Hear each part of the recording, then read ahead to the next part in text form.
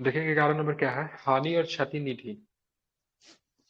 हानि हानि और क्षति निधि क्या है, तो हानि और क्षति, ठीक है, संक्रमणकालीन समिति एक नई हानि और क्षति निधि के डिजाइन के लिए समझौता पर पहुंची है, ठीक है। उद्देश्य की बात करेंगे, जलवायु परिवर्तन के प्रतिकूल प्रभावों के प्रति संवेदनशील विकासशील देशों को आर्थिक और गैर आर्थिक नुकसान और संबंधित क्षति का जवाब देने से सहायता करना है, ठीक है। इसे सामान्य लेकिन विभेदित जिम्मेदारियों के सिद्धांत पर डिजाइन किया जा गया है। ध्यान में रखेंगे, हानि और क्षति हानि और क्षति उन नकारात्मक परिणामों को संदर्भित करता है जो जलवायु परिवर्तन के अपीराय जोखिम जैसे समुद्र के बढ़ते स्तर, लंबे समय तक चलने वाली गर्मी आदि से उत्पन्न होते हैं, ठीक है। तो हानि और क्षति निधि, ठीक है, इसके लिए मतलब हानि और क्षति के लिए एक निधि, इसको एलडीएफ, ठीक है, एलडीएफ, ठीक है, फंड कहते हैं। एलडीएफ निधि का मतलब फंड हो गया। हानि और क्षति संकलनकालीन समिति की एक नई और हानि क्षति निधि के डिजाइन के लिए समझौता पर पहुंची है।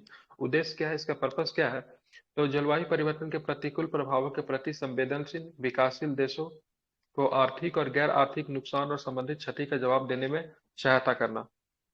इसे सामान्य लेकिन विभेदित जिम्मेदारियों के सिद्धांत पर डिजाइन किया गया। यह भी आपको ध्यान में रखेंगे। अब चलेंगे, हानि और क्षति उन नकारात्मक, ठीक है, परिणामों को संदर्भित करता है जो जलवायु परिवर्तन के अपराध जोखिम जैसे समुद्र के बढ़ता स्तर हो गया, समय तक चलने वाले मतलब लंबे समय तक चलने वाला गर्मी आदि से उत्पन्न होता है।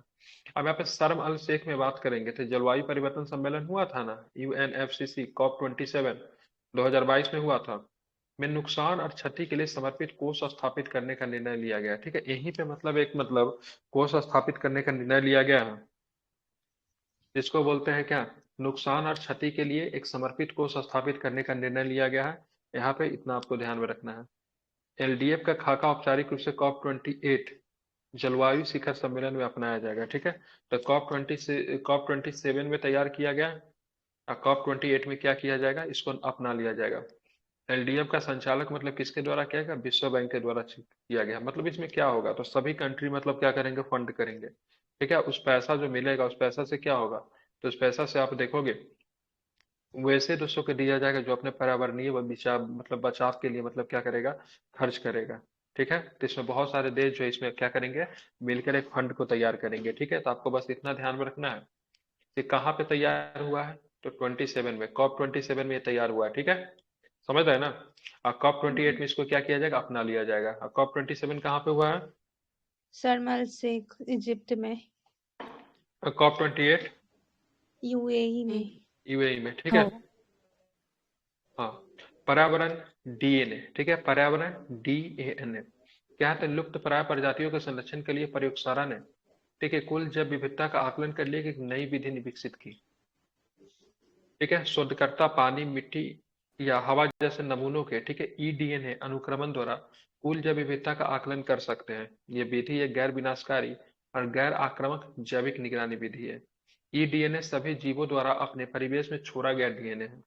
ईडीएनए क्या होता है, तो ईडीएनए सभी जीवों के द्वारा अपने परिवेश में छोड़ा गया क्या है, डीएनए है, उसको ईडीएनए कहते हैं। तो कैसे करेंगे इसका प्रयोग, तो लुप्त प्राय प्रजातियों के संरक्षण के लिए प्रयोगशाला के कुल जैव विविधता का आकलन करने की एक नई विधि की विकसित की गई है। शोधकर्ता पानी, मिट्टी या हवा जैसे नमूनों में ईडीएनए अनुक्रमण द्वारा कुल जैव विविधता का आकलन कर सकते हैं।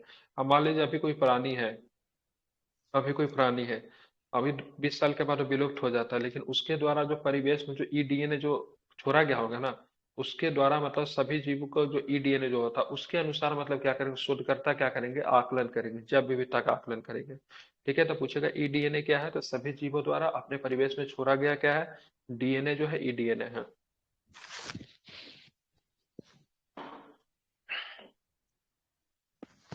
जलवायु से संबंधित संयुक्त राष्ट्र रिपोर्ट, ठीक है।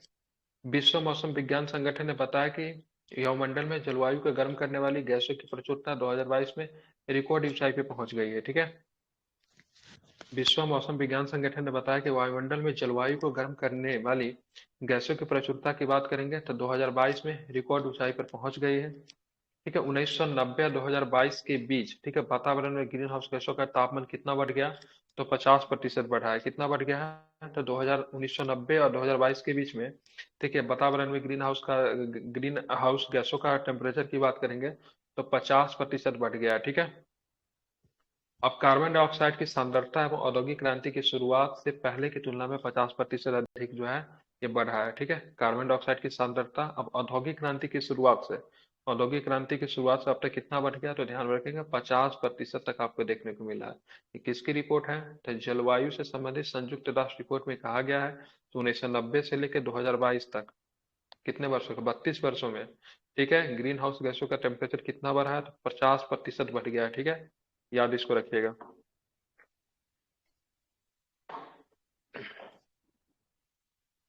जलवायु समानता 99% के लिए एक ग्रह जारीकर्ता बात करेंगे तो कोई किसने जारी किया, जलवायु समानता 99% के लिए एक ग्रह किसने जारी किया, ऑक्सफैम इंटरनेशनल ने। किसने जारी किया है, ऑक्सफैम ऑक्सफोर्ड इंटरनेशनल ने इसे इंटरनेट। जारी किया है। रिपोर्ट में मानवता के सामने वाली, ठीक है, दोहरी चुनौतियों के रूप में जलवायु विघटन के चरम असमानता पे जोर दिया गया है। और क्या है, 2019 में, ठीक है, अति अमीर 1% वैश्विक कार्बन उत्सर्जन के 16% के लिए जिम्मेवार थे। मतलब जो 1% लोग जो बहुत ही ज्यादा अमीर है ना, वो अगर कार्बन इमिट्स की बात करेंगे, कार्बन उत्सर्जन की बात करें, तो 19% करते हैं। और जो मानवता में सबसे गरीब, मतलब ज्यादा गरीब है, जो मानवता में सबसे गरीब है, ठीक है, वो मतलब 66%, मतलब उत्सर्जन के बराबर है। जो मानवता के सबसे गरीब के 66% के उत्सर्जन के बराबर है। ठीक है, 1990 के दशक के बाद अति अमीर 1% ने मानवता के सबसे गरीब आधे हिस्से की तुलना में दोगुना कार्बन बजट खर्च किया है।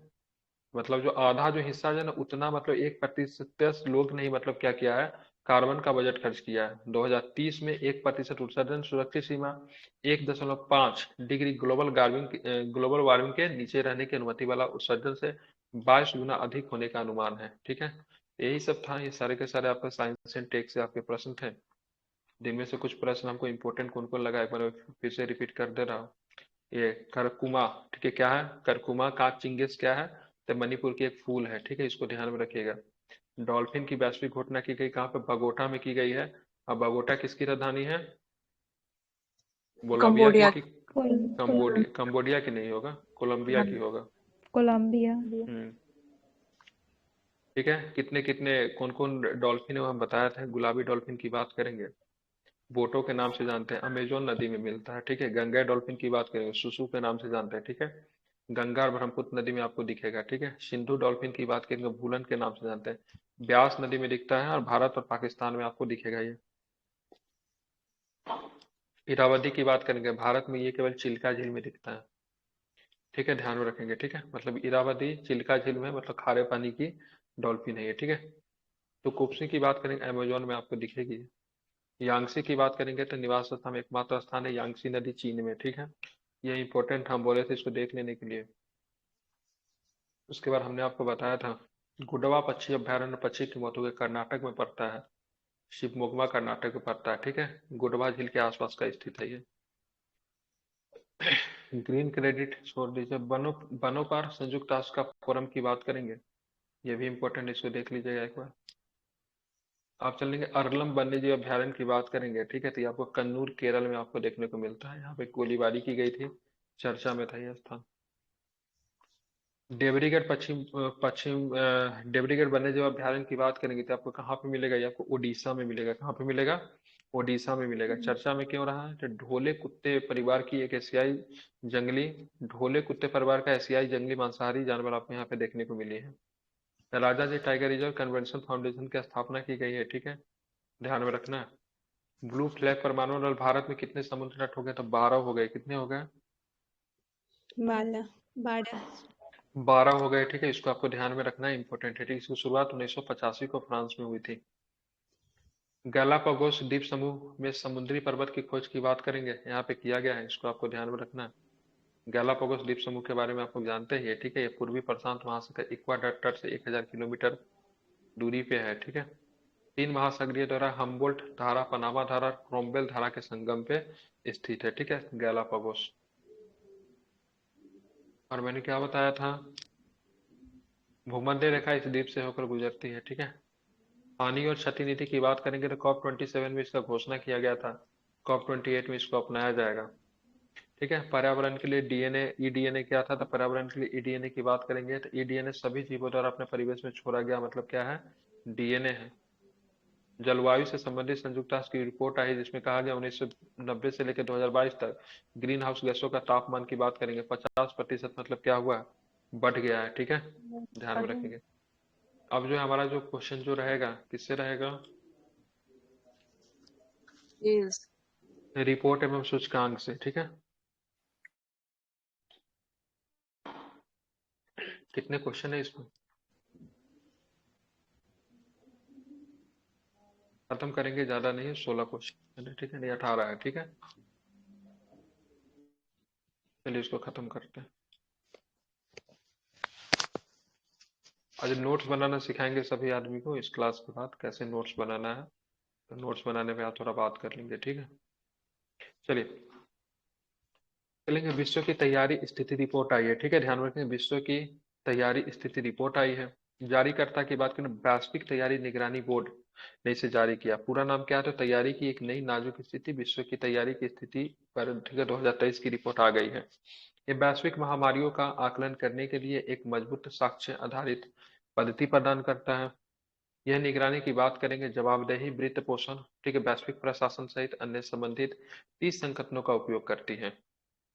प्रभावशाली बढ़ाने के लिए साक्ष्य आधारित निगरानी को मजबूत करता है। पीपीआर मतलब महामारी की रोकथाम की तैयारी और प्रतिक्रिया के लिए वैश्विक वित्त पोषण प्रणाली में सुधार है। अनुसंधान एवं विकास के लिए क्षेत्रीय क्षमताओं को मजबूत भी करता है। दवाओं तक वैश्विक पहुंच के असमानताओं को दूर करता है। तो विश्व की तैयारी की स्थिति रिपोर्ट आ गई है। कैसे कैसे काम करेगी, जारीकर्ता कौन है, तो वैश्विक तैयारी निगरानी बोर्ड इसके जारी करता है। पूरा नाम की बात करेंगे, तैयारी की एक नाजुक स्थिति, विश्व की तैयारी की स्थिति पर 2023 की रिपोर्ट। ये वैश्विक महामारी तैयारियों का आकलन करने के लिए एक मजबूत साक्ष्य आधारित पद्धति प्रदान करता है। ठीक है, इसको आपको ध्यान में रखना है। यह निगरानी और जवाबदेही, वित्त पोषण, वैश्विक प्रशासन सहित अन्य संबंधित 30 संकेतक का प्रयोग करती है। और क्या क्या सिफारिश है, जैसे कि प्रभावशीलता बढ़ाने के लिए साक्ष्य आधारित निगरानी को मजबूत करना। पीपीआर क्या होता है, तो महामारी की रोकथाम तैयारी के लिए, प्रतिक्रियाएं के लिए वैश्विक वित्त पोषण प्रणाली में सुधार करना है। अनुसंधान एवं विकास के लिए क्षेत्रीय क्षमताओं को भी मतलब क्या करना, मजबूत करना। सारे के सारे मतलब क्या है इनके, मतलब सिफारिश। 2030 तक लक्ष्य रखा गया है, नवीकरणीय ऊर्जा को 3 गुना, ऊर्जा दक्षता को मतलब 2 गुना करना मतलब है। ठीक है, क्या रखा गया, लक्ष्य क्या रखा गया है, 2030 तक नवीकरणीय ऊर्जा को नवीकरणीय 3 ऊर्जा। गुना। नवीकरणीय ऊर्जा किसे बोलेंगे, ऐसे ऊर्जा जिसमें कार्बन इमिट्स न के बराबर होता हो। ठीक है, एनवायरमेंट फ्रेंडली, जिसका मतलब मात्रा वातावरण में सीमित नहीं हो।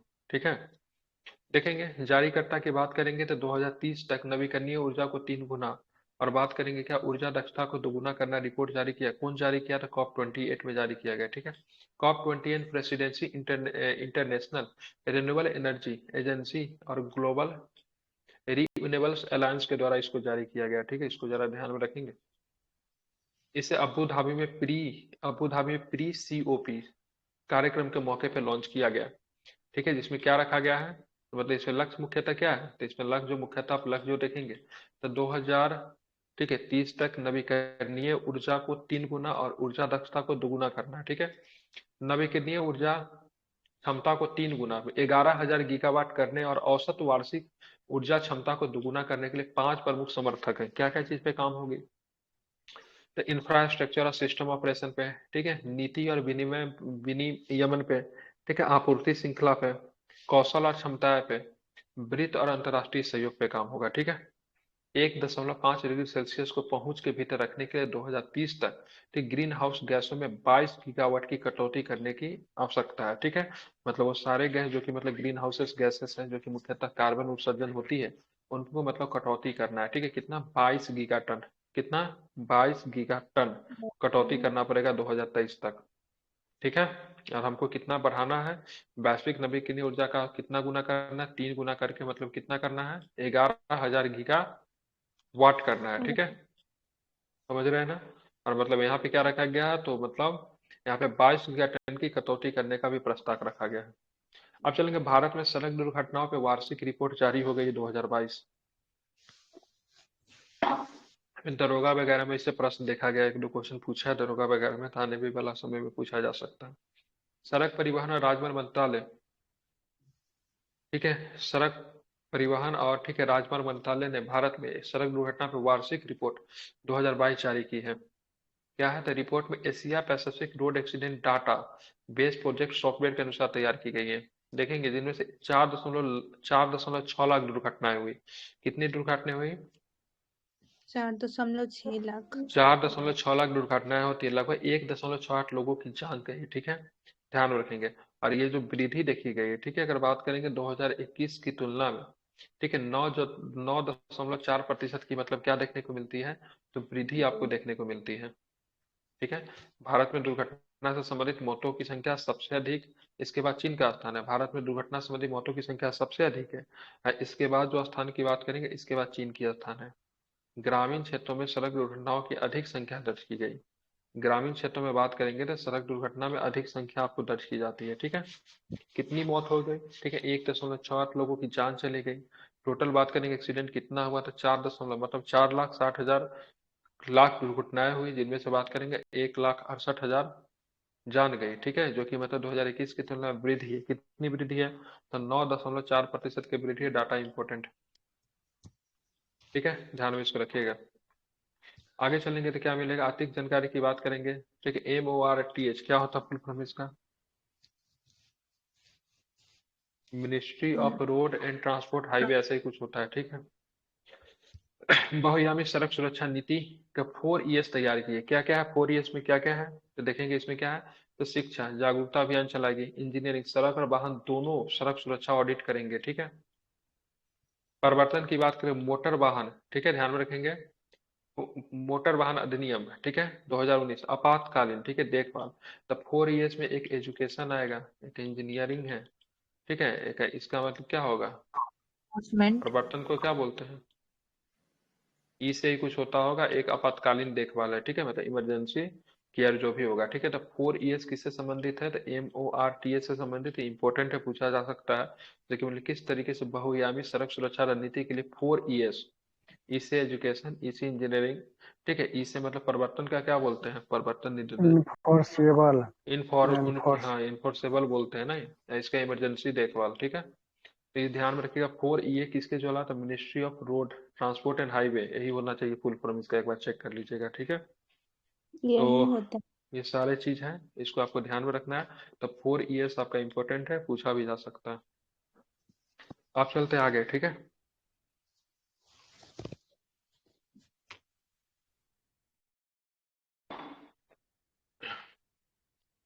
आप चलेंगे 4 नंबर क्वेश्चन देखेंगे।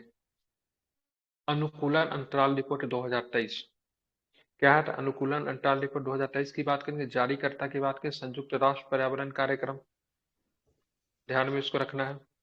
अनुकूलन अंतराल क्रान्वित अनुकूलन और सामाजिक रूप से निर्धारित लक्ष्यों का बीच का अंतर है। ठीक है, क्या अनुकूलन अंतराल क्रान्वित अनुकूलन और सामाजिक रूप से मतलब क्या है? निर्धारित लक्ष्यों के बीच का अंतर है।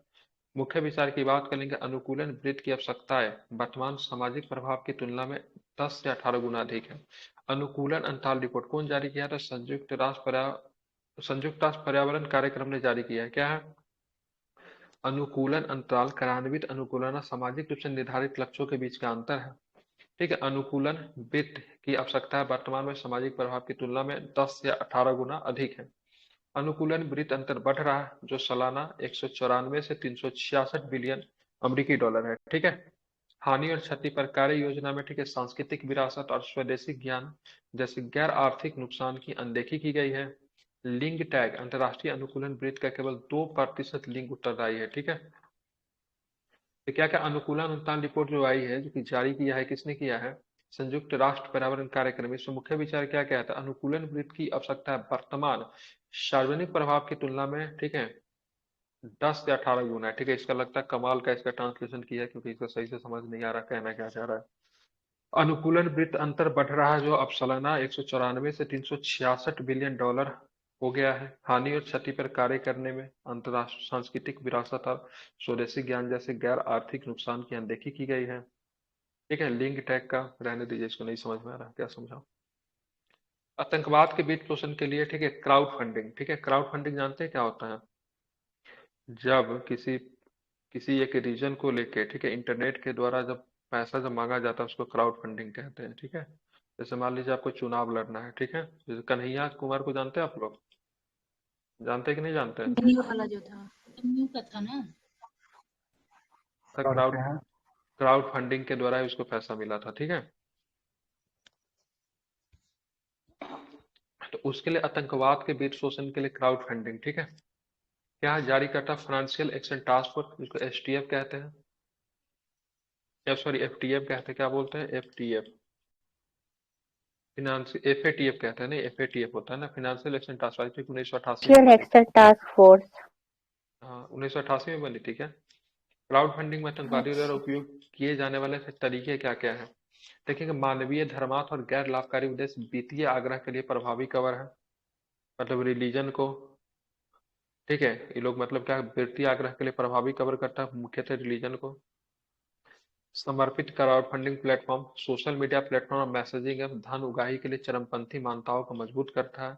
आभासी परिसंपत्तियों के साथ क्राउड फंडिंग की सहभागिता बिटकॉइन गोपनीयता से कि आदि का उपयोग धन की उत्पत्ति और गंतव्य को छिपाने के लिए किया जाता है। मतलब क्राउड फंडिंग देते कैसे ये लोग, तो मतलब कैश में नहीं देते, किसमें देते हैं, बिटकॉइन में देते हैं, मतलब कुछ गोपनीयता सिक्का। अब बिटकॉइन तो क्रिप्टो करेंसी है ना, उसके अलावा भी बहुत सारा क्रिप्टो करेंसी होता है, ठीक है। अब किसी में जैसे इथेरियम नाम का क्रिप्टो करेंसी होता है, बहुत ही सस्टेनेबल माना जाता है, उसमें दे सकते हैं, ठीक है। कार्डोनो आता है, बहुत सारा आता है, ठीक है, किसी में भी दे सकते हैं। आप बैंक से ट्रांसफर करेंगे तब तो मतलब गवर्नमेंट को पता चलेगी। बिटकॉइन वगैरह का एड्रेस आता है, उस एड्रेस पे जाके बिटकॉइन भेज देंगे, नहीं पता चलेगा, फिर बिटकॉइन को इजीली से भजाया जा सकता है कहीं पे कहीं भी मार्केट में। तो इसको मतलब खास करके मतलब टेररिज्म के लेकर मतलब क्राउड फंडिंग किया जा रहा है।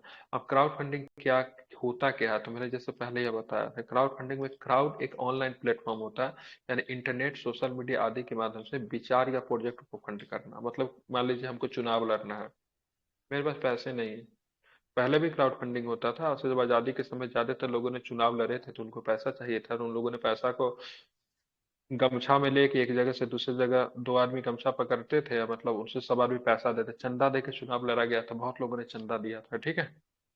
अभी भी किसी बहुत ही सामाजिक नेता को चुनाव लड़ाया जाता है, तो सामाजिक नेता के पास पैसा नहीं होता तो गांव देहात में जाके उनके चुनावी क्षेत्र में क्राउड फंडिंग किया जाता है, लोग पैसा देते हैं। तो पहले ऑफलाइन होता था, अब ऑनलाइन होता है, ठीक है। अब ऑनलाइन क्या होने लगा, सोशल मीडिया है बहुत सारा, ठीक है, फेसबुक है, व्हाट्सअप है, वहाँ पे एक लिंक जाएगा, ठीक है। आप सपोर्ट करना चाहते हैं तो सपोर्ट कीजिए, ठीक है। इनको चुनाव लड़ना, अगर आप उनके विचार से अगर सहमति रखते हैं तो आप उनको जो भी 50 रुपया, 100 रुपया, 200 रुपया, अगर लिमिट नहीं बांधा हुआ तो कभी कभी लिमिट रहता है, से 200 से कम नहीं भेज सकते, तो उस तरीके से क्राउड फंडिंग होता है, ठीक है, अच्छे चीजों के लिए है। लेकिन अब इसका क्या हो रहा है, तो लोग टेररिज्म में इसका प्रयोग कर रहे हैं, ठीक है। क्राउड फंडिंग को करने के लिए बिटकॉइन जैसे चीजों का मतलब आभासी, ठीक है, आभासी करेंसी का यूज किया जा रहा है, ठीक है। इस पे सरकार जल्दी पकड़ भी नहीं पड़ा सकती। ये किसकी रिपोर्ट है, तो एफएटीएफ की रिपोर्ट में आई है, ठीक है। Hunger hotspot report, hunger hotspot report जारी हो गया है, आप देखेंगे किसके द्वारा जारी किया गया, तो खाद्य और कृषि संगठन विश्व खाद्य क्रम, खाद्य और कृषि संगठन विश्व खाद्य कार्यक्रम, ठीक है, डब्लू, क्या होता है इसका, WFP। Food programme, WFP। W world, क्या होता है, वर्ल्ड फूड प्रोग्राम होता है ना, WFP, फूड ठीक है। प्रोग्राम कहाँ है इसका मुख्यालय, न्यूयॉर्क रोम में में है है, आई थिंक। न्यूयॉर्क में नहीं, वो तो रोम में, FAO का है, रोम में। FAO का में है। होगा। अरे वो का नैरोबी में होगा, एक होगा, पर्यावरण वाला नैरोबी में है, ठीक है, रोम में ही होगा, एक बार चेक कीजिए इसको, रोम में होगा, रोम। देख लीजिए कहाँ पे, WFP का रोम में ही होगा, ठीक है। अब यहाँ पे देखें भूखमरी के हॉटस्पॉट कौन कौन है, आबादी गंभीर खतरा सुरक्षा के गंभीर स्तर पर रोम अनुभव कर रही है या होने की उम्मीद है, हाँ। रोम में ही है। हाँ रोम में है, ठीक है। पर्यावरण वाला कहाँ पे, नैरोबी में है, ठीक है। उच्चतम चिंता वाला देश कौन है, तो बुर्किना फासो, माली, ठीक है, दक्षिणी सूडान और नॉर्मल सूडान, ठीक है। ये सब क्या क्या है, तो उच्चतम चिंता।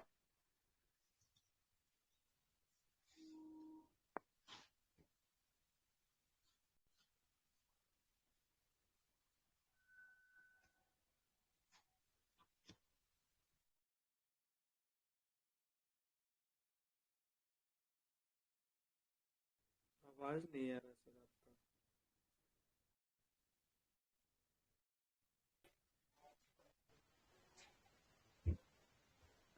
सर आवाज नहीं आ रही है।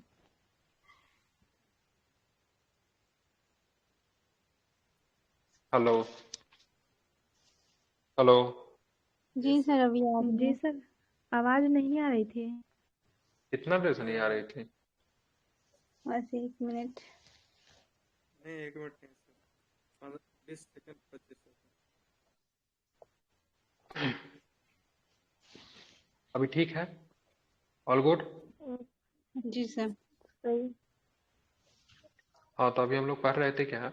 हम देखते हैं हंगर हॉट स्पॉट रिपोर्ट जो आया है, इसमें से देखेंगे दो तरह के देश मतलब जारी किए गए, ठीक है। भुखमरी के हॉट स्पॉट में आबादी गंभीर खाद्य सुरक्षा के गंभीर स्तर पर अनुभव कर रही है, होने की उम्मीद है। तो उच्चतम चिंता वाला देश में बुर्किना फासो, माली, दक्षिणी सूडान और सूडान है, ठीक है। बुर्किना फासो, माली, दक्षिणी सूडान और सूडान। आप देखेंगे गंभीर चिंता वाला में, बहुत अधिक चिंता वाला में पाकिस्तान और अफगानिस्तान है, ठीक है। चलेंगे। पारिस्थितिकी जोखिम रिपोर्ट आई है, ठीक है। पारिस्थितिकी जोखिम रिपोर्ट जारी करता कौन है? तो इंस्टीट्यूट फॉर, ठीक है, इकोनॉमिक एंड पीस ने इसे जारी किया है, ठीक है। क्या है? तो ईटीआर खतरे की 4 श्रेणियों पर ध्यान केंद्रित करता है। खाद्य सुरक्षा हो गया। 2022 में 65% अधिक आबादी भोजन खरीदने में सक्षम नहीं। ये बहुत दुख की बात है। तो मतलब 2022 में 65% से अधिक आबादी जो अभी भी भोजन नहीं खरीद सकती है, ठीक है। किसने जारी किया पारिस्थितिकी जोखिम रिपोर्ट? ठीक है, तो institute for economic and peace, ठीक है। IEC। ध्यान में रखेंगे, ठीक है। प्राकृतिक आपदाएं की बात करेंगे तो जनसंख्यांकी दबाव, ठीक है, 2050 तक, ठीक है, लगभग कितना प्रतिशत था? 70% से अधिक वृद्धि हुई है, ठीक है। जनसंख्यकीय दबाव दबाव की बात करेंगे तो 2050 तक जनसंख्या में, ठीक है, 70% से अधिक वृद्धि हुई है। जल जोखिम की बात करेंगे तो 20% अधिक आबादी को स्वच्छ पेयजल उपलब्ध नहीं है, ठीक है। सिडनी के मुख्यालय की बात करेंगे, सिडनी में मुख्यालय इसका, ठीक है, किसका? तो institute for economics and peace का, ठीक है। एक स्वतंत्र गैर लाभकारी थिंक टैंक है, ठीक है। तो इसने रिपोर्ट दिया है जिसमें बोला गया है से मतलब विश्व के, ठीक है, 2022 तक 65% से अधिक आबादी जो है ना भोजन खरीदने में सक्षम नहीं है। और 2050 तक जनसंख्या में 70% से अधिक की मतलब क्या हुई है? तो वृद्धि दर को देखने को मिली है, ठीक है। आप इसको ध्यान में रखेंगे, ठीक है। समझ रहे हैं ना? 2023 के लिए जलवायु सेवाओं की स्थिति रिपोर्ट आई है, ठीक है। 2023 के लिए जलवायु सेवाओं की स्थिति रिपोर्ट आई है। जारीकर्ता की बात करेंगे तो विश्व मेट्रोलॉजिकल संगठन ने इसे जारी किया है। अब क्या है इसमें? तो वायु प्रदूषण स्वास्थ्य जोखिम कारक के हिसाब से चौथा सबसे बड़ा हथियारा है, ठीक है। फिर भी अंतर्राष्ट्रीय जलवायु वित्त प्रतिबद्धताओं का केवल 2% ही इसे निपटने के लिए जाता है, ठीक है। मतलब समझ रहे हैं, मतलब वायु प्रदूषण बात करेंगे तो स्वास्थ्य जोखिम के लिए चौथा सबसे बड़ा मतलब डेंजरस चीज है, ठीक है। फिर भी अंतर्राष्ट्रीय जलवायु वित्त प्रतिबद्धताओं का केवल 2% ही मतलब फंड इसके लिए जाता है। 74% राष्ट्रीय मौसम विज्ञान और जल सेवाएं स्वास्थ्य कार्यकर्ताओं को जलवायु डेटा प्रदान करती है, लेकिन डेटा का उपयोग सीमित है। तो 2023 के लिए जलवायु सेवाओं की स्थिति रिपोर्ट आ गई है, ठीक है। विश्व मेट्रोलॉजिकल संगठन ने इसे जारी किया है, ठीक है। ध्यान में रखेंगे जिसमें से मतलब बताया गया है तो मतलब वायु प्रदूषण स्वास्थ्य जोखिम कारण के लिए हिसाब से चौथा सबसे बड़ा मतलब रीजन है, ठीक है, जिससे मतलब हमारा हेल्थ खराब होता है। लेकिन फिर भी अंतर्राष्ट्रीय जलवायु वित्त प्रतिबद्धताओं का केवल मतलब 2% ही इससे निपटने के लिए जाना जाता है। आप देखें 74% राष्ट्रीय मौसम विज्ञान और जल विज्ञान सेवाएं स्वास्थ्य कार्यकर्ताओं को जलवायु डेटा प्रदान करती है, लेकिन इन डाटा का उपयोग सीमित है। डब्ल्यू एमओ के बारे में थोड़ा जान लेते हैं। डब्ल्यू एमओ का फुल फॉर्म क्या होगा? वर्ल्ड मेट्रोलॉजी ऑर्गेनाइजेशन, यही होता है क्या? हाँ सर। यही होता है। यहाँ पर तो ना विश्व मेट्रोलॉजिकल संगठन, हाँ वही। इसके बारे में जान लेते हैं, कब बनी थी? तो 1950 में बनी थी। कब बनी थी? तो 1950 में बनी थी। अंतर सरकारी संगठन और संयुक्त राष्ट्र की एक विशेष एजेंसी है। कितने देश सदस्य में? 193 देश सदस्य है, जो कि भारत भी एक सदस्य है। आपका यूएनओ में भी 193 देश ही है, ये भी ध्यान में रखिएगा, ठीक है। वैश्विक जलवायु की स्थिति, वायु गुणवत्ता और जलवायु बुलेटिन जारी करती है, ठीक है। तो डब्ल्यूएमओ कौन कौन सा रिपोर्ट जारी करती है? वैश्विक जलवायु की स्थिति जारी करती है, वायु गुणवत्ता और मतलब जलवायु बुलेटिन मतलब जारी करती है, ठीक है। स्थापना की बात करें डब्ल्यूएमओ का कब हुआ? तो 1950 में इसका स्थापना हुआ, ठीक है। किसका है? तो या फिर यूएनओ का ही एक संगठन है, ठीक है। 193 देश की बात करेंगे इसके सदस्य, भारत भी इसका एक सदस्य है, ठीक है। उसी के द्वारा मतलब ध्यान में रखेंगे रिपोर्ट जारी किया गया। डब्ल्यूएमओ का हेडक्वार्टर जानते हैं कहाँ पे है? जेनीवा में है। हम्म। जेनीवा। डब्ल्यूएमए का हेडक्वार्टर बिल्कुल जिनेवा में है, ठीक है। ध्यान में रखेंगे, ठीक है। कहाँ पे है? तो जिनेवा में है, याद रखिएगा। चलेंगे, क्या प्रश्न है तो देखेंगे। ओईसीडी की अंतरिम रिपोर्ट आई है, ठीक है। ओईसीडी की अंतिम रिपोर्ट आ गई, क्या है? तो अंतिम रिपोर्ट 2040 तक प्लास्टिक प्रदूषण को खत्म करने की दिशा में एक नीति प्रदर्शन विश्लेषण में कहा गया कि 2022 में वैश्विक स्तर पर, ठीक है, 21 मिलियन टन प्लास्टिक पर्यावरण में छोड़ा गया।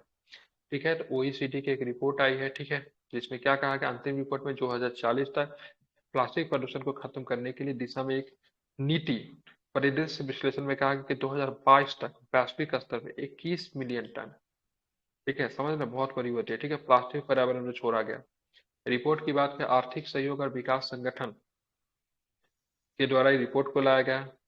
प्राथमिक प्लास्टिक का उपयोग 2040 तक 2020 के स्तर पर स्थिर हो जाएगा, ठीक है। मतलब जैसा स्थिर जो था ना 2020 में, जो स्तर जो था वहां तक, मतलब 2040 तक मतलब पहुंच जाएगा, ठीक है, समझ रहे हैं ना। तो 21 मिलियन टन, ठीक है, प्लास्टिक को वातावरण छोड़ा गया, ओईसीडी का रिपोर्ट आया, ठीक है। ओईसीडी का फुल फॉर्म क्या होगा? Organisation of economic cooperation and development. बिल्कुल, ऑर्गेनाइजेशन में इकोनॉमिक कॉर्पोरेशन एंड डेवलपमेंट होता है, ठीक है, ध्यान में रखना है, इम्पोर्टेंट है, ठीक है। और इसमें 37 या 38 देश की बात करेंगे, इसके सदस्य होंगे। 37 या 38 के बाद चेक करके देख लीजिए तो कितना 37 या 38 है, ठीक है। अब चलेंगे, विश्व स्वास्थ्य संगठन की एक रिपोर्ट आई, डब्ल्यूएचओ ने जलवायु के लचीले और कम कार्बन वाले स्वास्थ्य प्रणालियों के लिए रूपरेखा का अनावरण किया है। फ्रेमवर्क का उद्देश्य दुनिया भर में समुदायों के स्वास्थ्य की सुरक्षा में मदद करने के लिए ग्रीन हाउस गैस उत्सर्जन को कम करने के साथ साथ स्वास्थ्य प्रणालियों के लचीलेपन को भी बढ़ाना है, ठीक है। इसकी रिपोर्ट आई, तो डब्ल्यूएचओ की रिपोर्ट आई है, कहा गया है डब्ल्यूएचओ ने जलवायु लचीले और कम पर्यावरण और स्वास्थ्य प्रणालियों के लिए, ठीक है, रूपरेखा का अनावरण किया है। फ्रेमवर्क का उद्देश्य दुनिया भर में समुदायों के स्वास्थ्य की सुरक्षा में मदद करने के लिए ग्रीन हाउस गैस उत्सर्जन को कम करने के साथ साथ स्वास्थ्य प्रणालियों के लचीलेपन को भी बढ़ाना है। इसके प्रमुख उद्देश्यों में शामिल की बात करें, सहयोग के माध्यम से, ठीक है, स्वास्थ्य क्षेत्रों में पेशेवर का मार्गदर्शन करना, व्यापक और व्यवहारिक रणनीति जैसे जलवायु, राष्ट्रीय जलवायु परिवर्तन, स्वास्थ्य रणनीति योजनाओं जैसे राष्ट्रीय अनुकूलन योजना आदि का मतलब क्या करना है, विकास करना है, ठीक है, ध्यान में इसको रखना है। हम्म, स्वास्थ्य निर्णय निर्माताओं के लिए भूमिकाओं का जिम्मेदारियों का परिभाषित करना है। फ्रेमवर्क में 10 घटक, कितने घटक थे? 10 फ्रेमवर्क ने 10 घटक के आसपास हस्तक्षेप का प्रस्ताव रखा है। जलवायु और स्वास्थ्य पर, ठीक है, परिवर्तनकारी कार्रवाई के लिए गठबंधन लक्ष्यों को लागू करने के लिए रूपरेखा महत्वपूर्ण है। अब चलेंगे आगे, क्या है, ATACH एक डब्ल्यूएचओ की पहल है जो 2022 में स्थापित की गई थी। एक अनौपचारिक स्वैच्छिक नेटवर्क है जो कि जलवायु लचीलापन और टिकाऊ स्वास्थ्य प्रणालियों के निर्माण के लिए COP26 में, ठीक है, निर्धारित महत्वाकांक्षा को साकार करने के लिए काम करता है। COP27 याद है, COP28 याद है, COP26 कहाँ पे हुआ था? और यूके में हुआ था जो। COP26 कहाँ पे हुआ था?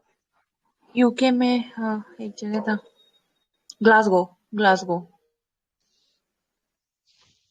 नहीं, यूके में नहीं हुआ था, मुझे गलत लग रहा है, यूके हाँ, में नहीं ग्लासगो था। में हुआ तो था। ग्लासगो, जहाँ भी था नहीं मिस्र नहीं, में ग्लासगो है। ना, मिस्र में यूके ना। में नहीं। COP26 शायद स्पेन में हुआ है सर। सर कॉप बता रहे 26 हैं, ग्लासगो है सर। हाँ, क्लास को कॉप ही 26 है। ग्लासगो। ग्लासगो है। जी सर। अच्छा, ठीक। चलिए ठीक है, बाकी जो है 11 से जो रह गया सो हम लोग कल करेंगे। कल देखेंगे जितना तक रह जाएगा ना वो कल करेंगे, ठीक है। अभी उसमें बहुत सारा एमसीक्यू बचा होगा, बिहार वाला जितना जो पढ़ा मजा आएगा आज के क्लास में। उनका बिहार वाला जो भी एमसीक्यू है ना सारा का सारा रिवीजन हो जाएगा, इसलिए कोई भी छोड़ के नहीं जाएंगे, पूरा एमसीक्यू उसका करके उसको अच्छे से रिवाइज कर लेंगे, ठीक है। और ओईसीडी ठीक में है, 38 मेंबर हैं। 37 तो मुझे याद ही था। कोस्टारिका सबसे नया मेंबर है क्या, चेक करना। Costa Rica new members of OECD.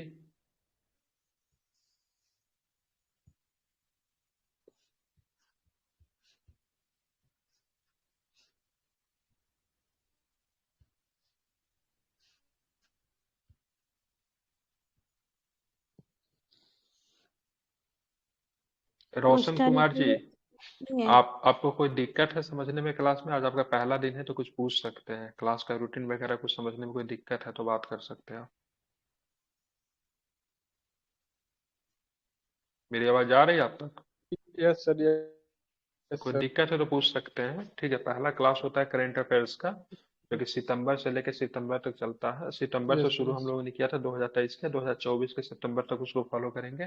दूसरा करंट अफेयर, दूसरा क्लास जो होती है अभी बिहार की होती है। ठीक है, तो बिहार में हम लोगों ने अभी हिस्ट्री केवल खत्म किया, बाकी अभी पूरा यस बिहार सर। बाकी ही है। बाकी सारा दोबारा तेबारा भी रिवीजन भी होगा। ठीक है, अब यहाँ पे जाएंगे ना, ये जो यहाँ पे लिखा हुआ है मैं फिर से इसको डाल दे रहा हूँ। तो यहाँ पे देखिए, यहाँ पे सारा यस। इन्फॉर्मेशन आपको यहाँ पे मिल जाएगा। ठीक है, आप यहाँ पे लिंक क्लिक करेंगे ना तो ओके डायरेक्टली सर। आपको किताब के लिंक पे चले जाएंगे, जहाँ पे आपको सारी किताबें आपको मिलेगी जो यहाँ पे पढ़ाई होती है। ठीक है, बाकी नीचे एक और भी ग्रुप का यस लिंक है, सर। उससे भी आप ज्वाइन कर सकते हैं। ठीक है, बाकी कोई दिक्कत हो तो मुझे यस आप सर। ओके मैसेज कर सर। सकते हैं किसी भी वक्त। ठीक है, ओके सर, बिल्कुल। चलिए।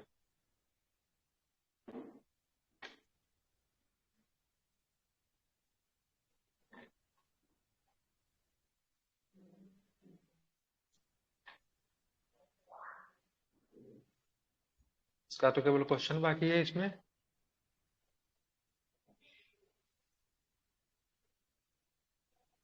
क्वेश्चन ही नहीं केवल बाकी, इसका सारा तो हो गया था ना। जी सर, सिर्फ जी। क्वेश्चन बाकी था। हम्म,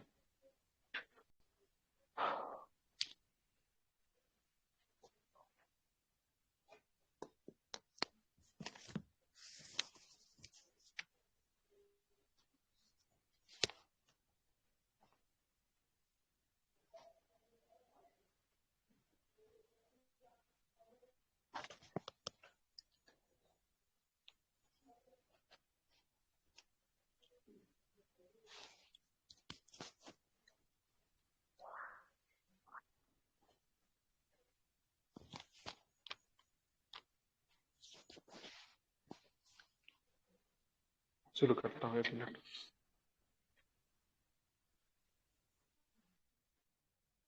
आप इस बिहार में क्या पढ़ना है इसके बाद, जो बोलेंगे वही होगा।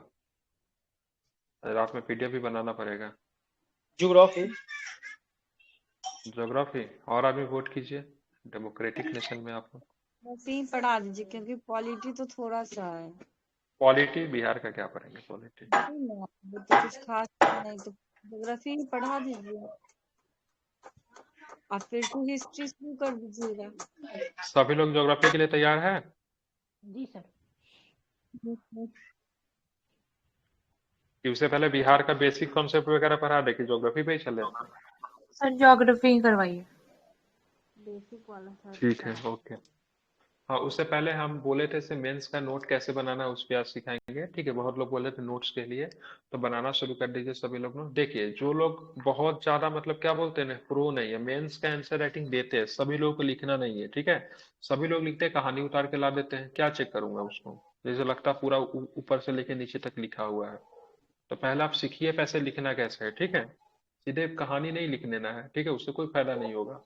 अब रही बात, तो बहुत लोग नोट्स वो बोल रहे हैं तो बनाए कैसे, तो बेसिक जानकारी रहेगा तभी आप मेंस का आंसर क्वेश्चन, क्योंकि इसमें बहुत तरह के लोग जुड़े हुए हैं। इसमें 40 से 50 लोग ऐसे जुड़े हुए हैं जो कि मेंस दे चुके हैं पहले भी, तो उनको तजुर्बा है लिखने का कैसा, वो जानते हैं लिखना। 50 लोग ऐसे हैं जो कि मतलब कभी कुछ किए ही नहीं है। ठीक है, सब लोग के लिए सब कुछ नहीं है। बाकी आप लोग को बताता हूँ नोट्स बनाना कैसे है। ठीक है, देखिए, ये जो परफेक्शन आईएएस ने जो मतलब तैयार जो किया था, हम लोग इसको फॉलो करते हैं 70 बीपीएससी के लिए, मेंस के लिए। ठीक है, ध्यान में रखें। अब क्या है यहाँ पे देखेंगे, सबसे पहले देखेंगे हमें भारतीय राजनीति से, पॉलिटी को ही सबसे पहले फॉलो कर लेते हैं। ठीक है, क्योंकि पॉलिटी आसान होगा, मन भी लगता है सबका।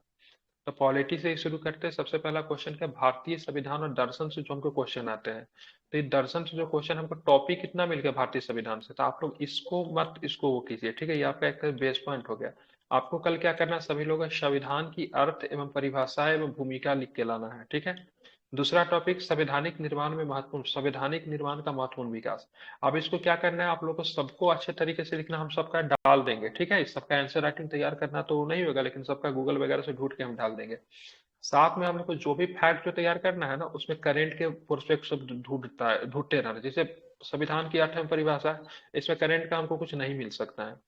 संवैधानिक निर्माण का महत्वपूर्ण विकास, इसमें हो सकता है करंट का कुछ कुछ मिल सकता है। ठीक है, क्योंकि संवैधानिक निर्माण का महत्वपूर्ण विकास और भारतीय संविधान की प्रमुख विशेषता है, दूसरे देश के संविधान से तुलना करें, तो दूसरे देश के संविधान से हम अपने देश की शासन व्यवस्था को तुलना कर सकते हैं। जैसे हमारे यहाँ फेडरल सिस्टम है, और भी देशों में फेडरल सिस्टम, जैसे हमने सिस्टम को ब्रिटेन से अपनाया, तो ब्रिटेन से अपनाने के बाद भी हमने अपने यहाँ बहुत कुछ अलग करके रखा है। कैसे अलग कर रखा है? तो हमने अपने यहाँ मतलब वहाँ पे राजा क्या होता है, वहाँ का जो हेड ऑफ स्टेट जो होता है क्या होता है, वंशागुणत होता है। हमारा हेड ऑफ स्टेट क्या होता है, हमारे जो हेड स्टेट जो होते हैं उनको मतलब क्या किया जाता है, उनका क्या होता है, चुनाव होता है ना एक तरीके से, ठीक है। चुनाव होता है। बिल्कुल ध्यान में रखेंगे, तो वो हमारा अंतर हो गया, ठीक है। तो दूसरे देश के संविधान से तुलना करेंगे, जैसे हमने मौलिक अधिकार को अपनाया, ठीक है। अमेरिका के मौलिक अधिकार से, वहां के संविधान से हमने मौलिक अधिकार को लिया है, लेकिन क्या मौलिक अधिकारों को हूबहू चीज हमने उठा लिया है? नहीं लिया हम लोगों ने मौलिक अधिकार को, ठीक है। बहुत सारी चीजों को हमने बदल दिया। जो मौलिक अधिकार की प्रकृति है, मतलब वहाँ का मौलिक अधिकार की बात करेंगे, वहाँ का मौलिक अधिकार क्या है, बहुत चीजों में पूरी तरीके निरपेक्ष है, ठीक है, हमारे यहाँ नहीं है। तो थोड़ा सा देखेंगे, दो ही ज्यादा नहीं, ठीक है, दो ही देश की तुलना करके देख लेते हैं ना। थोड़ा सा अमेरिका देख लेंगे, और जहां से हमारा फेडरल सिस्टम पूरा ब्रिटेन को, सब कुछ में अमेरिका ब्रिटेन, जब भी बोलेंगे ना दो देशों को संविधान की तुलना करें, अमेरिका ब्रिटेन से उठा लेंगे, ठीक है, ज्यादातर वही रहेगा। संविधान का विकास और कार्य किस तरीके से हुआ, संविधान बनना कैसे शुरू हुआ, सबसे पहले इसमें लिखेंगे। संविधान का विकास और कार्य के संदर्भ में बात की, शुरू से उठाएंगे जहां से संविधान की सबसे पहले मांग की गई थी, उसके बाद संविधान का क्रमवार विकास लिखेंगे, ठीक है। और अभी भी मतलब क्या ये कह सकते हैं, भारतीय संविधान का ऐसा विकास के कार्य रुक तो नहीं रहा ना, कि रुक गया है, ठीक है। 1947 के बाद कुछ हुआ ही नहीं, विकास हो रहा है, ठीक है, हमेशा होते रहेगा, जरूरत के हिसाब से विकास होती रहेगी। इसमें लिख सकते हैं जिस समय हमारा संविधान बना ना, उस समय बहुत सारे नियम, उस समय के संविधान जो बनाने वाले हमारे जो थे उनके हिसाब से उस समय की चीजें जो थी वो सब तो है हमारे संविधान में, लेकिन बहुत कुछ नहीं था जो अब आवश्यकता पड़ गई। जैसे IT रूल्स है, उसके लिए संविधान में मतलब कुछ मतलब प्रावधान किया गया, इस सब चीजों को हम लोग उसमें लिख सकते हैं। जीवंत दस्तावेज ये हो गया। तो ये पांच को जो टॉपिक जो दिया हुआ है, इस पे नोट्स बनाइए। आप बहुत ज्यादा नहीं लिखिएगा, ठीक है, 100 150 मैक्सिमम 150 शब्द में इसको लिखिए, ठीक है, 150 शब्द इनफ होगा। हाँ, शॉर्ट नोट्स बनाइए, एक कॉपी तैयार कीजिए, शॉर्ट नोट्स बनाइए, ठीक है। मेंस राइटिंग जो कभी नहीं लिखे वो मत लिखिए, ठीक है। सबसे पहले आप शॉर्ट नोट्स बना के इन सब चीजों को तैयार के सारा टॉपिक को तैयार कर लीजिए, ठीक है। 2 3 3 4 महीना के अंदर में सारे टॉपिक को तैयार कीजिए, ठीक है। जब सारे टॉपिक को तैयार जब हो जाएगा, और मैं बोलूंगा इस टॉपिक को समझने के लिए तो एक राजेश मिश्रा सर आते हैं, ठीक है, यूट्यूब पे आपको इजीली मिलेंगे, ठीक है। हालांकि थोड़ा सा दिक्कत होगा उनको समझने में, हालांकि मौलिक अधिकार वो बहुत अच्छा समझाते हैं। मौलिक अधिकार, ठीक है, DPSP और मौलिक कर्तव्य, उनसे आप लोग समझ लीजिएगा, ठीक है। समझ रहे हैं ना, यूट्यूब पे वीडियो अगर ढूंढेंगे आपको मिल जाएगा आसानी से, ठीक है। तो उनसे आप ये तीनों टॉपिक समझ सकते हो। 3 टॉपिक के वो मास्टर है, ठीक है, मौलिक अधिकार, DPSP, मौलिक कर्तव्य, हालांकि सब कुछ के मास्टर है, लेकिन ये टॉपिक आपको ज्यादा उनसे समझ में आएगा।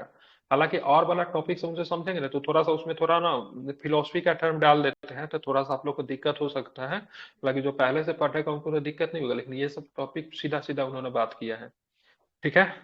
तो ध्यान में रखेंगे। तो ये आप ऐसा करो, सबसे पहले मौलिक अधिकार से ही सबसे पहले शुरू कर लो, या फिर मतलब शुरू से अगर करना है संविधान के दर्शन से करना है, 11वां आप देखेंगे। इसके लिए आप क्या कीजिएगा ना, 11वीं क्लास की किताब आती है, ठीक है, 11वीं क्लास की किताब आती है भारतीय संविधान का दर्शन के लिए, वहां से पढ़कर आप हेल्प ले सकते हैं, ठीक है। बोलेंगे तो हम डाल देंगे आप लोग को, ठीक है, समझ रहे हैं ना। जी सर। तो वहां से डाल देंगे। 11वीं क्लास की किताब आती है, उसमें पूरी तरीके 11वीं में ही है सर, जहां तक मुझे दिखा ध्यान में, पूरा वहाँ पे कॉन्स्टिट्यूशनल फिलोसफी के बारे में बात की गई है, ठीक है। तो जैसे मिथिला कला, मिथिला पेंटिंग वगैरह के लेकर है, वो सब तो लिख देना है, वो सब कोई दिक्कत नहीं, वो सब आप लिख रहे हैं तो अच्छी बात है। बाकी शुरुआत आप लोग यहीं से कीजिए। ये आपका पॉलिटी हो गया, ये पॉलिटी का ये अध्याय है, ठीक है, ये आपको टॉपिक है, ये फिर से अध्याय फिर टॉपिक है। तो क्या क्या पढ़ना है, ज्यादा नहीं पढ़ना है। भारतीय संविधान की दर्शन, प्रस्तावना, मौलिक अधिकार। अरे इस बार 68 बीपीएससी में ऐसे ऐसे लोगों का भी रिजल्ट हुआ जो कि बहुत क्वेश्चन छोड़ के भी आए थे, ठीक है। तो कोई बहुत ज्यादा टफ नहीं है मेंस निकालना, ठीक है। एक्चुअली में एक फोबिया बन गया है ना, जिससे मतलब लोगों का डर अंदर से आता से कैसे करे, लेकिन एक बार जब आप लिखना जब शुरू कर देंगे ना, तो बहुत ज्यादा दिक्कत नहीं होता है, ठीक है, आप लिख सकते हैं। लेकिन मेनली जो है कॉपी पे कलम नहीं चलता, ये सबसे बड़ी रीजन है। तो थोड़ा सा शुरुआत कीजिए, ठीक है। टॉपिक यहाँ पे दिया हुआ है, ठीक है, सारा टॉपिक दिया हुआ है। दिक्कत हो तो इसके लिए स्टडी मटेरियल ऑलरेडी प्रोवाइडेड है, वहां से आप लोग हेल्प ले सकते हैं। जैसे भी लिख सकते लिखिए, ज्यादा बड़ा मत लिखिएगा, छोटा छोटा टॉपिक को ही लिखिएगा, ठीक है। सारा इसमें दिया हुआ, टोटल के टोटल चीज इसमें दिया हुआ। पहले पॉलिटी को ही खत्म कर लीजिए, कितना जल्दी कर सकते हैं, एक दिन में 1 लिख सकते हैं, 2 लिख सकते हैं, ठीक है, ये मैटर करता है। उसके बाद यहाँ पे देखिए अर्थव्यवस्था का भी सिलेबस दे दिए हुआ है, ठीक है। इसमें बिहार के पॉइंट ऑफ व्यू से भी नीचे दिया होगा, ठीक है। उसके बाद अर्थव्यवस्था के बाद में इकोनॉमिक्स के बाद क्या है, ज्योग्राफी का है। ठीक है। उसके बाद आप देखेंगे तो ये सब ज्योग्राफी का ही है।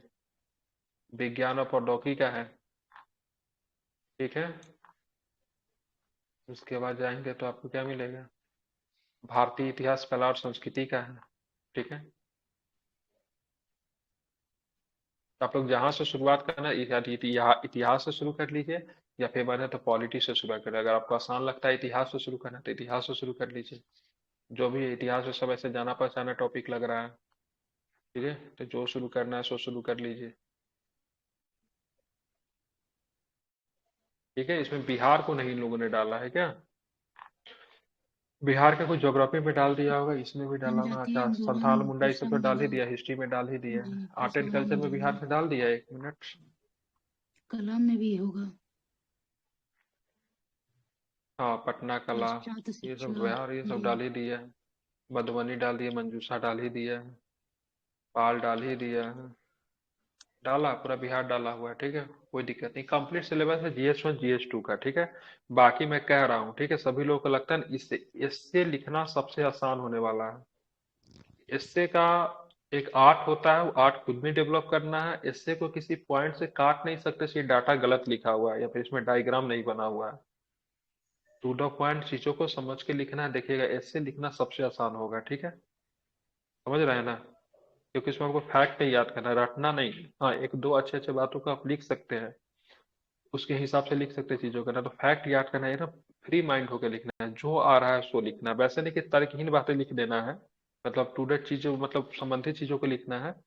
लेकिन माइंड आपको ये नहीं होगा कि हमको डाटा भूल गया। ठीक है। अरे डायग्राम कैसे बनेगा वो भूल गए। ठीक है। अरे व्यक्ति का नाम भूल गया, ऐसा नहीं। ठीक है। इसमें कुछ भी लिखना है, मतलब एक कहानी बना के भी लिख देना है। ठीक है। खुद के ऊपर लिख देना है, किसी व्यक्ति के वो मतलब ध्यान में रखते हुए लिख देना है। ठीक है। तो धीरे धीरे हो जाएगा, कोई दिक्कत नहीं है। लेकिन सबसे पहले जो बताया हूँ नोट्स के लिए, वही सभी लोग कीजिए। कल जाके कॉपी ले लीजिए, 50-100 रुपये में कॉपी मिल जाएगा, व्हाइट वाला भी होगा घर में, नॉर्मल कॉपी पे। लेकिन कोशिश कीजिए कि सफेद पेज पे ही लिखें। ठीक है। ताकि लिखने का हैबिट थोड़ा बढ़ेगा। कोई आदमी को देखते कोई इधर से सीधे उधर पहुंच जाते हैं। ठीक है। ऐसा लगता है जैसे बचपन में क्या लिखते थे, जो बढ़ते जाता था, शुरू होता था यहाँ से, वैसे करके ऐसे करके होते जाता था, भूल भी गए। इकाई दहाई। Yes sir. ठीक है। उसी तरह से कुछ लिख देते हैं कुछ लोग। ठीक है। इकाई दहाई साथ बोलते थे उसको। ठीक है। मतलब इकाई दहाई, सैकड़ा, हजार, ऐसे कर लिखे हुए आप लोग। 10,000। कैसे कौन कौन पढ़े हुए इसमें से ये वाला, 1 लाख पढ़ पहले रहे सर? लिखाता था मास्टर लोग, जबरदस्ती लिखाता, फिर 10 लाख, फिर 1 करोड़। पूछेगा बताओ 1 करोड़ पे कितना जीरो होता है, ऐसे मतलब। तो ये शुरू से होता था यहाँ से, ये ऐसे ऐसे ऐसे बढ़ते जाता था। ठीक है। अरब तो खरब पहले जो तक जाता सरकारी था। स्कूल में जो पढ़े थे ना, अरब यस खरब सर। तक सब लिखना पड़ता था। ठीक है। और उस समय मूर्खता वाली बात थी, सबको पता था से अगर 10 है तो उसके बाद लिखेंगे तो एगो जीरो आगे बढ़ेगा ही। ठीक है। तो कोई पढ़ाता था, आज तक हमको नहीं समझ में आया, लेकिन लिखवाता था वो लोग जरूर। ठीक है। तो ठीक है, तो इसको शुरू कीजिए। क्या करेंगे, हिस्ट्री से करेंगे या फिर पॉलिटी से करेंगे? History Quality। करते हैं सर। कीजिएगा ताकि हमको भी ठीक रहे बताने में। ऐसा नहीं कि कोई आदमी हिस्ट्री डिसाइड कर लीजिए हिस्ट्री से करना है कि हिस्ट्री पॉलिटी से करना है। हिस्ट्री सर ठीक रहेगा हिस्ट्री सर। थोड़ा इजी हो सर जाता पहले है तो। हिस्ट्री करवा दीजिए, उसके बाद फिर पॉलिटी, क्योंकि ये दोनों पॉलिटिक सिलेबस कभी बड़ा भी है हो ना। सकता है सर। अब पॉलिटी अभी उतना समझ में भी सर नहीं आया है। हिस्ट्री का टॉपिक जो कल का ले लीजिए, इसको सभी ने लिखा, ज्यादा मत लिखिएगा। ठीक है। शॉर्ट नोट्स भी बनाइएगा। ठीक है। देख लीजिएगा, अगर मान लीजिए किसी चीज का अगर कोई, जैसे मान लीजिए जैसे मान लीजिए आप लिख रहे हैं 1900, जैसे अभी 1920 चल रहा है, जैसे 2020, 1920 में असहयोग आंदोलन समाप्त शुरू हुआ था ना, और जो 2020 तक इम्पोर्टेंट हो जाता है। ठीक है। तो देख लीजिएगा वो साल का 50 साल 100 साल तो नहीं पूर रहा है। अगर पूरा अगर हो रहा है तो भारत सरकार या फिर राज्य सरकार कुछ ना कुछ संबंधित उसे कुछ चीज कर रही होगी, तो वो सब चीज को जरूर अंकित कीजिए। पहले ऐसा नहीं कि कहीं से उठा, पहले उसको गूगल जाइए कीजिएगा, कोशिश कीजिएगा यूट्यूब पे सर्च करें उसके रिलेटेड क्या निकल कर आ रहा है। ऐसा नहीं किसी का भी, 2-4 को चैनल, 5 को 10 को चैनल है, उसको पहचानने का तरीका क्या होता है, उसका सब्सक्राइबर ठीक ठाक होता है। ठीक है। अच्छा चैनल का सब्सक्राइबर ठीक ठाक होता है, वीडियो पे व्यू ठीक ठाक होता है, तभी जाइएगा। ऐसा नहीं कि सारा वीडियो को देख देख के समय नहीं खराब करना, वो जो ठीक ठाक होता है पहले ही दिख जाता है। उसके बाद वहां से समझिएगा, उसके बाद आपको क्या करना है, उसके बाद मतलब उससे रिलेटेड मतलब टॉपिक को ढूंढना है, थोड़ा सा मेहनत करना है। अब प्रतिदिन एक एक टॉपिक को लिख के, ठीक है, अपना नोट्स बना के उसको तैयार करते जाना। ठीक है, खुद ब खुद समझ में आ जाएगी सब कितना अच्छा कर रहे हैं। ठीक है, इसके लिए कितना कोई वर्ड वो में चीज लिखना है नहीं सर? करना। मैक्सिमम 150। शॉर्ट नेट है, 150 बहुत हो गया। तो आपके सब सर शॉर्ट कितना नोट्स ही है ना। क्वेश्चन लिखना है पर डे? आप जितना लिख सकते हैं, तो कम से कम तो सर एक या दो, वैसे में एक तो लिखना ही है। एक तो सर लिखना ही है। वैसे अगर में कम से कम कंप्लीट 2 नहीं लिख हो लेते तो बहुत पाएगा। अच्छा। हाँ हो तो जाएगा, मतलब क्या नहीं आप होगा। नहीं मतलब खुद पे डिपेंड नहीं है ना सर, नहीं हो पाएगी। जैसे आप होमवर्क के टाइम में मतलब दे दीजिएगा ना एटलीस्ट जितना अभी लिखना क्या है करो, तो अभी सब लोग कम से कम हो एक जाए। प्रतिदिन लिखो, क्योंकि ज्यादा बर्डन हो जाएगा। ठीक है, कम से कम अभी एक लिखिए। हालांकि जो लोग सीनियर है, जो थोड़ा सा तजुर्बा रखते हैं लिखने का, वो 2 लिखिए। ठीक है, जो नए बच्चे लोग हैं, फर्स्ट टाइम दे रहे हैं, ठीक है, कभी दिए नहीं, फर्स्ट टाइम बहुत का प्री भी होगा, तो वो लोग तो कम से कम एक तो लिखे ही। ठीक है, टारगेट आप ही को पूरा करना है। इसको प्रिंट आउट निकलवा लीजिएगा, और प्रिंट आउट निकलवा के क्या करना है आपको पता है।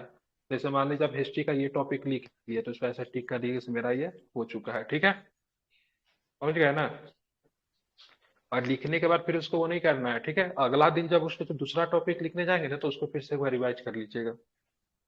ठीक है, संडे के दिन आप क्या कीजिएगा, पॉज लीजिएगा, और संडे के दिन जो 4-5 टॉपिक लिखे वो सबको रिवाइज कीजिएगा। समझ रहे ना। दूसरी बात बता रहा हूँ, जैसे आप 150 पेज में लिख लिए, तो एक पेज से लेके आधा पेज अगर मैं थोड़ा सा जगह को छोड़ दीजिएगा उसमें, ताकि कुछ आपको पता चले, तो भविष्य में उसको और भी नोट कर सकते हैं। ठीक है, मतलब जैसे जनरली 2 पेज पकड़िएगा, खड़ा खड़ा पेज होता है ना 2 पेज, तो थोड़ा जी सा सर। जगह का गुंजाइश रखिएगा, ताकि आपका नोट्स जो बने से बाद में आपको कुछ पता चलता है तो उसमें आप उसको ऐड ऑन कर सके। ठीक है, मतलब उसमें कुछ अगर लिखने का, अगर भविष्य में अगर हमको मन करे, कुछ जोड़ने का मन करे, तो कर सकते हैं। नोट्स का मतलब यही होता है, जैसे जैसे आपको जानकारी होते जाए, उसमें कभी भी आप उसमें ऐड ऑन कर सकते हैं। ठीक है, क्योंकि कोई नोट्स परफेक्ट नहीं होता है। मान लीजिए कोई चीजें है, जैसे मान लीजिए अभी जैसे जंगल की आग के कारण समस्या है, अमेजोन के जंगल में हाल फिलहाल में आग लग गया था। ठीक है, आपने उसमें चर्चा करें, भगवान न करे कहीं भविष्य में कुछ ऐसा करे फिर कोई जंगल में आग लग गया, ये तो करंट की क्वेश्चन आ गया ना। तो उस नोट्स में अगर जगह रहेगा तब ना उसमें ऐड कर सकते हैं। समझ रहे हैं कि नहीं। तो थोड़ा सा स्पेस खाली करके रखिएगा, ताकि उसमें अगर गुंजाइश हो तो उसमें ऐड किया जा सकता है। खास करके जो करंट वगैरह का जो पर्यावरणीय मुद्दे जो रहेगा ना, ये सब खास करके, क्योंकि गवर्नमेंट कभी भी इम्पोर्टेंट मतलब वो क्या बोलते हैं, वो लेकर आ जाती है स्कीम वगैरह। जैसे भूमि प्रणाम योजना आ गया, इसलिए मतलब सरकार जो है ट्रेडिशनली खाद का प्रयोग को हटा के उसके जगह पे नए, मतलब क्या बोलते हैं उसको, जैविक खाद। और जो भी एक क्या बोलते हैं ऐसा खाद का प्रयोग कर रही है जो कि मतलब हमारे भूमि को कम से कम ऑर्गेनिक नुकसान खाद। पहुंचाए। ठीक है, ऑर्गेनिक, बिल्कुल। तो उसके लिए सरकार मतलब भूमि प्रणाम योजना लेकर आई, पीएम प्रणाम योजना। अगर मान लीजिए इसी नोट्स पे पीएम प्रणाम योजना के बाद भी कुछ योजना अगर लॉन्च हो जाए गवर्नमेंट के तो द्वारा, उसमें तो आप अपने नोट्स में ऐड ऑन जो करेंगे ना। जो नीम कोटिंग जो यूरिया है उसके स्थान पे कौन ला रखा है, कॉपर ला रहा है, कॉपर कोटेड जी हाँ, सल्फर जो भी हो, यूरिया। बिल्कुल। सल्फर ना सर, कॉपर का हाँ, लगेगा, sulphur sulphur coated. Sulphur sulphur coated. Coated है। ठीक है, सल्फर तो उसको कोटेड। देख लीजिएगा, तो थोड़ा सा जगह रहेगा ना, तो उसमें हम लोग भविष्य में भी ऐड कर सकते हैं। तो सारे नोट्स बनाने के बाद थोड़ा थोड़ा जगह छोड़ के रखिएगा। ठीक है, समझ रहे हैं ना। तो चलिए, इसी तरह की जो शुरुआत है, डेली इसको क्वेश्चन शुरुआत देते हैं कीजिए। सर वो देते रहिएगा। वो हमेशा देते रहेंगे, वो हमेशा, वो चिंता मत कीजिए। वो तभी हम देंगे तब परमाइश वाला उधर तैयार करेगा तब। ठीक है, वो तैयार करेगा, हम डाल देंगे इधर। ठीक है, चिंता मत कीजिए। आप दूसरे दूसरे इंस्टीट्यूट से भी बात कर रहे हैं, उससे भी मिलते रहेगा, तो आप लोग को मिलते रहेगा, कोई चिंता नहीं है, आप लोग थैंक यू करते रहिए। Sir. Yes sir. Hmm. Sir hmm. दोनों क्वेश्चन मतलब मेंस वाला लिखेंगे डेली? अभी क्या हम समझाए हैं,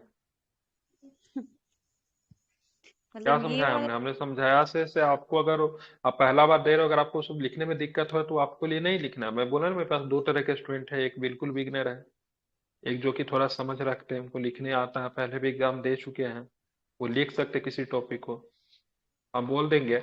अब हम क्वेश्चन हम दे दे भारतीय संविधान की अर्थ में परिभाषा समझाते हुए। ठीक है, भारतीय संविधान का संवैधानिक विकास, और ऐसे करके 2-3 क्वेश्चन को इसमें मिला देंगे, तो आप लोग तो कंफ्यूज हो जाएगा ना। लेकिन जो पहले से पढ़ चुके हैं, ठीक है, आप क्वेश्चन को लिखते भारतीय संविधान में जो हमारे शासन की जो पद्धति है, फेडरल व्यवस्था, ठीक है, अमेरिका के जो शासन पद्धति, उनमें अंतर स्पष्ट करें। तो आपको तो पहले तो अमेरिका के जो संविधान में क्या है नहीं, वो थोड़ा बहुत समझ के अपना शॉर्ट नोट तैयार करना, फिर भारत का फेडरल सिस्टम को समझना पड़ेगा अलग अलग, फिर आप दोनों को कंपेयर करके लिख सकते हैं। तो जो बेसिक चीज नहीं जानता उसको लिखने में दिक्कत तो नहीं होगा ना। तो सबसे पहले जो भी टॉपिक इसमें दिया हुआ है, बहुत अच्छा तैयार किया है, ठीक है। इसको सब लोग धीरे धीरे अपना तैयार कर ले। फिर हम लोग जब ये हमारे पास समय भी तो ठीक ठाक है, तो भाई साहब सितंबर में आपका मेंस का एग्जाम होगा। मेंस के एग्जाम के प्रीलिम्स का एग्जाम होगा, सॉरी प्रीलिम्स के एग्जाम का किसी भी तरह 1 महीना तो कम से कम रिजल्ट में लेगा कि कितना भी स्पीड करेगा बीपीएससी, तो 1 महीना मिनिमम, ओके सर। ज्यादा ही लगेगा 1 महीना से। हम लोग डाटा मान रहे हैं, ठीक है। इसी बार कितना कब दिया था एग्जाम, दिसंबर में रिजल्ट दिया है ना, नवंबर में नवंबर रिजल्ट आ में। जाएगा। तो सितंबर अक्टूबर नवंबर, नवंबर में रिजल्ट आएगा। चलिए हम 2 महीना मान के चल रहे हैं, ठीक है। 2 महीना, ठीक है। 2 नवंबर महीना चल मिडिल। एक ही, हाँ एक तो से चलिए 45 सवा दिन, महीना तक ठीक में है। दे देते 45 हैं। दिन, 45 दिन। और फिर जी मेंस का सर, कितना समय लगेगा मेंस का, जनवरी में ले लिया ना, जनवरी के फर्स्ट वीक में। फिर 45 दिन। तो मेरे पास 30 दिन 50 भी, दिन, 90 दिन, तो वो भी 50 तो दिन समय बच लगेगा। रहा है ना। अगर मान लीजिए जी, ये सारा टॉपिक को आप लोग सितंबर तक भी कंप्लीट कर लेते हैं, तो 90 दिन तक तो जो हमारा रिवीजन कर समय बचेगा, सकते उसमें हैं। अगर रिवीजन भी कितना भी कराएंगे तो आप लोग थकेंगे नहीं, क्योंकि आपका एक दिमाग में आपका माइंड एक सेट एक तरह रहेगा। से आप देखेंगे वो तो बना रहेगा ना, एक छवि तो बना रहेगा ना क्वेश्चन का। जी सर, माइंड सेट बना रहेगा कि मैंने मेंस लीग का तैयारी मतलब एक प्रॉपर वे में कर चुकी हूँ। हाँ, एक सर मिनट लैपटॉप में,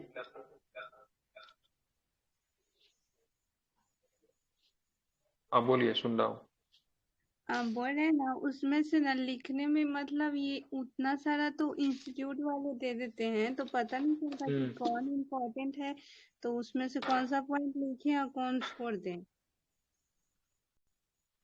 हम इसी के छोटा छोटा चक्कर ही में देंगे, हम दे दिया करेंगे पीडीएफ, ठीक है, ठीक है। या फिर हम कुछ मतलब गूगल से लिंक दे दिया करेंगे, से यहाँ से ढूंढ के आप लिख सकते हैं, ठीक है।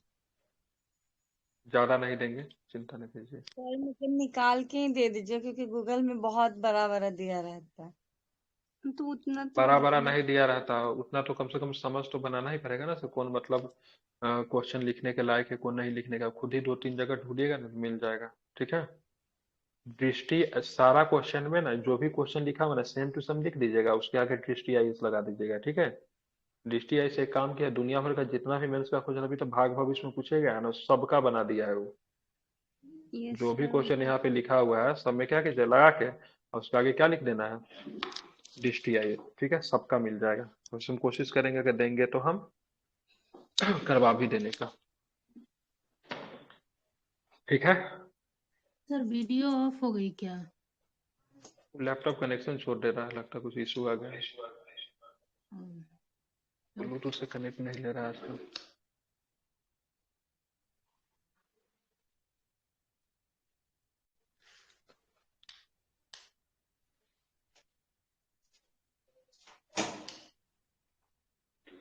ठीक है, तो आप क्वेश्चन पे चलते हैं। आई थिंक समझ में आ गई होगी से कैसे नोट्स बना है। प्रीलिम्स का कोई नोट्स नहीं बना, प्रीलिम्स की जिम्मेवारी हम पे छोड़ दीजिए।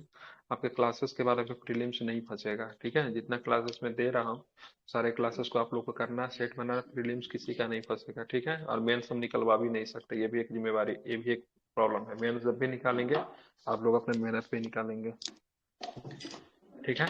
बाकी प्रीलिम्स का इतना एक्सटेंसिव क्लास यहाँ पे होता है ना, कोई कोचिंग वाला भी नहीं कराएगा आपको, ठीक है। तो प्रीलिम्स के लिए चिंता नहीं है, बाकी मेंस के लिए आप लोग करते 4 जाइए, घंटे क्लास लगाता है। ठीक है। जाइए, सब करेंट बात हम अफेयर लोग कर के रहे लिए थे, सब रिकॉर्डिंग चल रहा था, हे भगवान।